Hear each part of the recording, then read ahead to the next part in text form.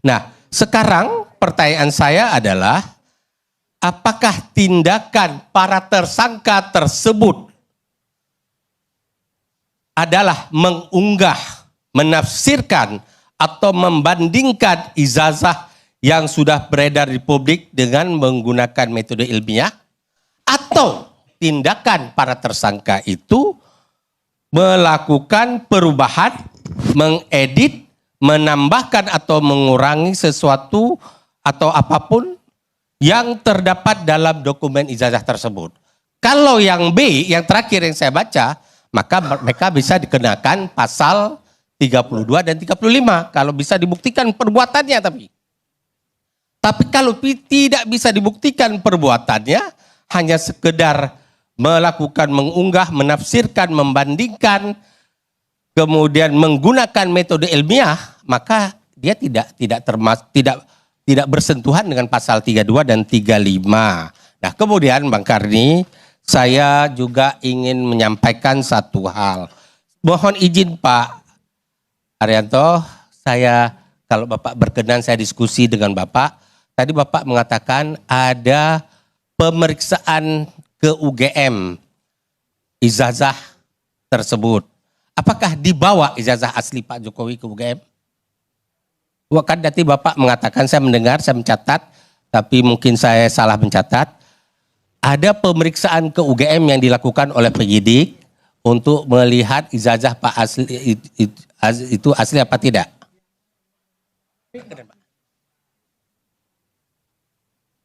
Yang saya dengar ya Pak itu, yang dikerjakan oleh Bareskrim itu ke sana, kemudian membawa berkas, semua berkas-berkas. Karena kan kalau berkasnya ijazah Pak Jokowi kan nggak ada. Semua juga nggak ada ijazah sana tuh Pak. Kan sesuai dengan keterangan Bapak penguasa UGM itu. Kalau sekarang itu ijazahnya di sana pasti sudah tidak ada kan, Pak, sudah dibawa masing-masing. Jadi ijazah Pak Jokowi itu yang asli ada di Pak Jokowi sebenarnya? Ya mesti ya. Ada. Iya. Berarti pernahkah ijazah itu dibawa ke UGM untuk dikompar? Pertanyaannya, kalau memang pernah, berarti untuk dibawa ke UGM ijazah tersebut oleh penyidik, maka harus dilakukan penyitaan terlebih dahulu.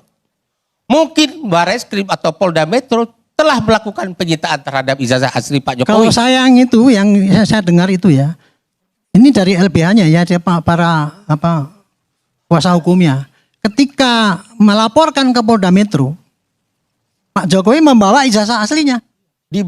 Diserahkan. Berarti ada penyitaan. Sudah, saya kira ya. Kalau ada penyitaan, maka terhadap barang tersebut harus sudah dimintakan izin dari Ketua Pengadilan Negeri Jakarta Selatan. Berarti memang ada izin dari Ketua Pengadilan Negeri Pengadilan Selatan. Berarti sekarang ijazah Pak Jokowi yang asli di bawah penyitaan Polda Metro Jaya. Iya. Aslinya ya. Yang saya dengar kayak gitu. Saya kan nggak ngelihat ya.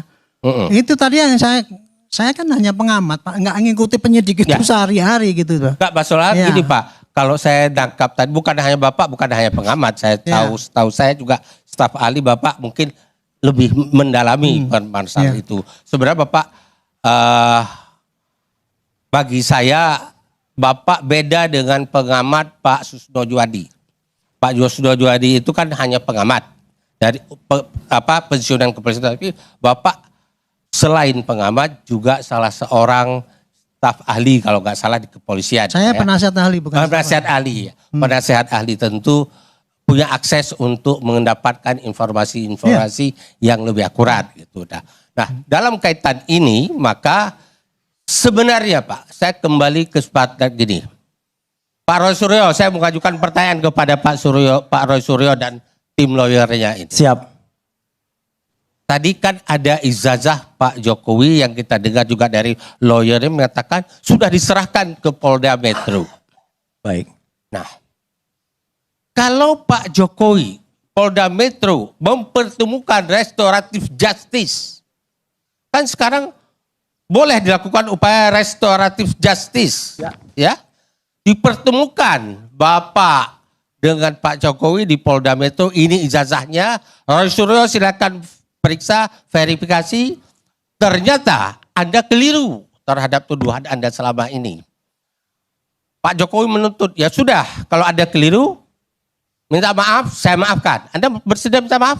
Kalau saya keliru, karena penelitian itu juga keliru, karena softwarenya keliru, saya bersedia minta maaf. Tapi kalau ternyata ijazah itu memang palsu, dan itu kita teliti, Jokowi yang harus minta Jangan maaf. yang kedua dulu, yang pertama dulu. Anda bersedia minta maaf? Bersedia kalau memang saya salah. Tapi insya Allah penelitian ini tidak salah. Oke, masih insya Allah ya. Iya. Oke, kalau begitu Pak, saya berharap sebenarnya Polda Metro Pak Jokowi menjembatani peraturan Kapolri, termasuk mungkin Pak Arianto tadi untuk melakukan upaya restoratif justice, mempertemukan para pihak di Polda Metro, melihat ini ijazah aslinya, Anda Roy-Suryo silakan. Sehingga nama Pak Jokowi juga bersih di publik sekarang. Kalau daripada kayak begini dibawa kepada berapa ratus orang lagi mau dibawa menjadi tersangka. Semakin banyak dibawa menjadi tersangka, semakin liar persepsi publik terhadap Pak Jokowi. Selesaikan dengan cara itu. Pak Jokowi ini mantan Presiden Republik Indonesia. 10 tahun loh beliau mengabdi, mengorbankan waktu, tenaga, pikiran, dan kesempatan-kesempatan lainnya bersama cucu. Masa gak punya nilai-nilai kenegarawan? Saya langsung jawab ya. Ya, Polisi sekarang ini kan mengedepankan RJ, Pak. ya. Ya. Saya kira-kira ya kalau memang ada kayak gitu ya, barangkali Pak Kapolri masih welcome, Pak Kapolri ya untuk RJ itu. Tapi sekarang kan kuncinya kepada Pak Jokowi. Nah, mumpung ada anunya Pak Jokowi ini, mestinya dia yang merayu lah katanya gitu. Kalau saya selalu berharap Pak Jokowi itu sebagai negarawan. Ya. 2 periode beliau jadi presiden. Jadi terima kasih Pak, Bapak memberikan saran yang bagus sekali ya. Dan saya ingin jawab yang tadi yang sebelumnya. Saya ingin menjawab tadi bahwa kita itu menegakkan hukum itu jangan sampai istilahnya Bapak tadi katakan jangan ngawur gitu ya. Ya. Saya ini sebagai penyidik Bapak tahulah. Saya tidak suka melanggar dan saya jujur dan menegakkan apa yang benar yang ada. Ya. Dan saya tadi tersinggung dia katakan bahwa Perpol itu saya langgar kemudian saya bukan itu Pak. Saya bikin Perpol itu demi untuk menutupi kekosongan hukum. Pak Arianto, mohon maaf saya bukan katakan Bapak langgar, tapi dilanggar oleh penyidik. Gak usah dijawab. Bapak bukan langgar Pak, Ini mohon maaf. udah 10.50. Daripada saya stop. Tiba-tiba. Terus yang kedua Pak tadi Bapak kan mengatakan Pak supaya tidak ngawur gitu ya. Saya ulangi lagi Pak, penentuan pasal-pasal itu tadi Pak, itu adalah berdasarkan dari rekaman bukti yang 720 itu Pak. Itu rekaman-rekaman digital Pak. Itulah yang dikerjakan. Nah itu ditafsirkan oleh para ahli. Kalau seperti ini masuknya ikut enggak dalam suatu hujatan ataupun apa. Itu Pak, jadi barang buktinya itu lengkap sudah ada gitu. Nah kalau seandainya itu ternyata itu salah penafsiran pasal, itu kan bisa mengajukan gugatan di pra peradilan atau nanti dipembuktikan sehingga nanti tidak terbukti. Itu Pak, saya hanya ini semangat saya Pak, hanya memberikan pada publik ini loh yang kejadian yang sesungguhnya terjadi itu gini. Demi Tuhan Pak, saya tidak membela Pak Jokowi Pak, saya nggak ada urusan apa-apa dengan Pak Jokowi. Ya, saya percaya Pak Saya Nasrullah. menegakkan hukum ini demi kebenaran dan jangan sampai kemudian kok hukum masuk seperti itu kita nggak lakukan perbaikan kan nggak baik. Ya, Pak Nasrullah, Kira-kira gitu, Pak, saya percaya kok Pak Arianto insya Allah mau. Pak Arianto rapat dengan dengan para tim termul saja, rapat sendiri mereka aja, Pak Arianto datang kok. Izin Dato Karni bisa Iya, Pak Arianto datang. Teman-teman kembali lagi di channel ini, jangan lupa subscribe dan komen agar tidak ketinggalan informasi lebih lanjut serta informasi-informasi terbaru yang akan kita sampaikan. Nah, teman-teman kita tahu bahwa dalam cuplikan video tersebut ya sangat-sangat menarik sekali ya untuk kita bahas, yang dimana di situ Bapak ini memberikan pernyataannya mengenai tentang tudingan-tudingan kasus Bapak Jokowi, yang dimana dalam pernyataannya itu mau dibawa kemana, kenapa sampai sekarang masih belum ada tindakan-tindakan dalam menyikapi hal tersebut.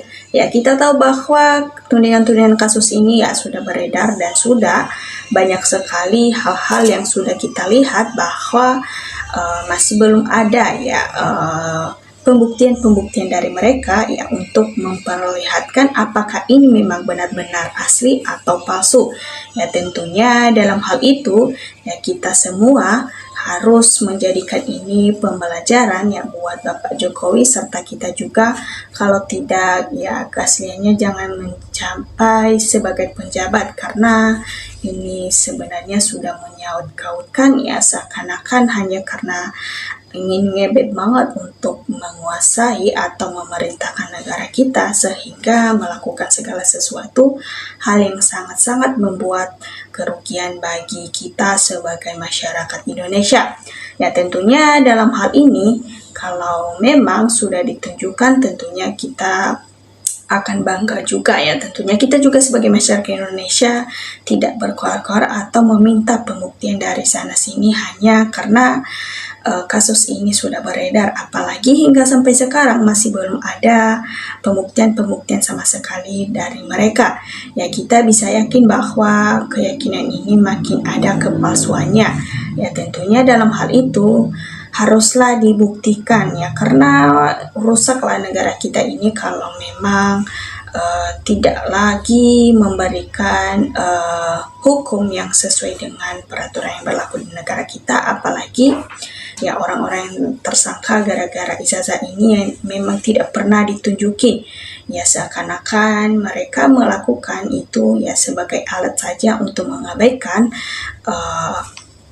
pembahasan-pembahasan sebelumnya, apalagi data-data yang sudah diterima. Ya tentunya dalam hal itu kita bisa menilai bahwa mereka ini memang sengaja mengabaikannya.